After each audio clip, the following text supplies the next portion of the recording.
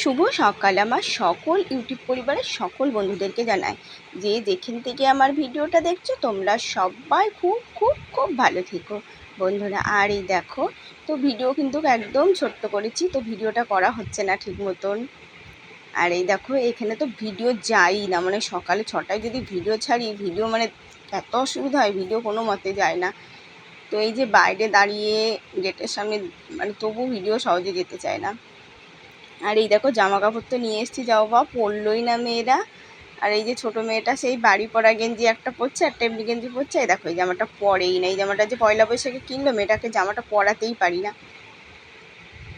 আর এদিকে দেখেছো আমার বোনের ছেলে কি দুষ্টু করছে, ও আমাকে যেতে দেবে না। আমি ব্যাগ গুছাচ্ছি, ও মাসি আজকের দিনটা থেকে যাও, আজকের দিনটা থেকে যাও, আজকের দিনটা থাকলেও খুশি। আর এদিকে তো ছোটো মেয়েটার জ্বর, তো কালকে তো সেই জ্বর এসছে, মেয়েটা এত মানে আনন্দ করছিল, তো মেয়েটার হট করে জ্বর চলে আসলো। আর এই দেখো, বোন তো আমাকে ওই যে দুটো নাইটি তোমাদেরকে দেখালাম, একটা দিদিকে দিয়েছে, একটা আমাকে দিয়েছে, আবার এই নাইটিটা আবার দিয়েছে। তো এই নাইটিটা ও কিনেছিল ওর বলেই, তো আমাকে দিয়ে দিল, বললো দিদি তুই নিয়ে যা। ও একদিনও পরিনি, তো ওই যে আমি গিয়ে সেলাই ঠেলাই করিয়ে নেবো।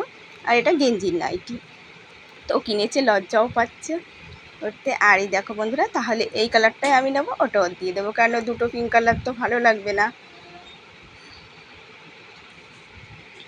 একই রকম ধর হয়ে যাবে। তো এই যে ব্যাগ গুছানো দেখেছো, তো দেখ আমাদের কিন্তু যাওয়া হয়নি আজকে। তো রেডি হয়ে থাকলে কি, আমার বোনের ছেলের জন্য আমরা আজকে বাড়িতে যেতেই পারি। তো ভিডিওটা একদম ছোট ভেবেছিলাম দেবো না, তো ভাবলাম না, ভিডিওটা আমার বন্ধুদের সাথে শেয়ার করে দিই, ছোট হয়েছে। তো বাড়ি গেলে আবার ভিডিওটা আবার আগের মতন একটু বড়ই করব, এখন ছোট হয়ে যাচ্ছে। তো বোনের ছেলে আমাকে কিছুতেই যেতে দিল না। আর এই যে ভিডিওটা একদম মানে 7:30টার দিকে আবার শেয়ার করলাম। তো এই যে কালকে আমার বোনের ছেলের আঁকা পরীক্ষা আছে, দিয়ে এই যে দেখো আমরা এসেছি, পড়াশোনা তো বন্ধ হয়ে গেছে, পড়াশোনা আবার হয়, তো এই যে আঁকাও হচ্ছে না, তো এই যে বাইরে বসে একটু আঁকছে। আর ছেলেও খুব দুষ্টু।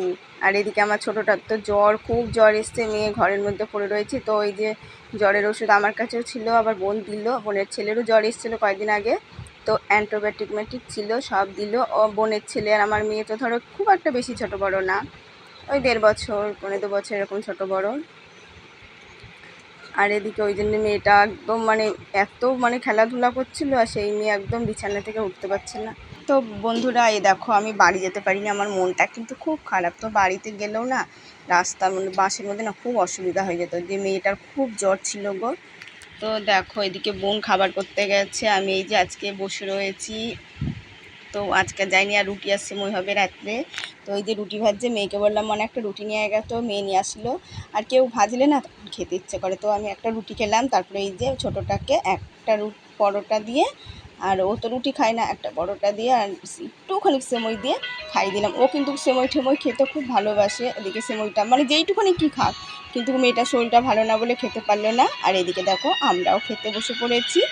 শুভরাত্রি বন্ধুরা, ভিডিওটা শেষ করলাম, তোমরা সবাই ভালো থেকো। আগামীকাল নতুন ভিডিও নিয়ে দেখা হবে বন্ধুরা। আর এখন ভিডিওটা খুব ছোট হয়ে যাচ্ছে, সবাই ভালো থেকো আমার প্রিয় বন্ধুরা।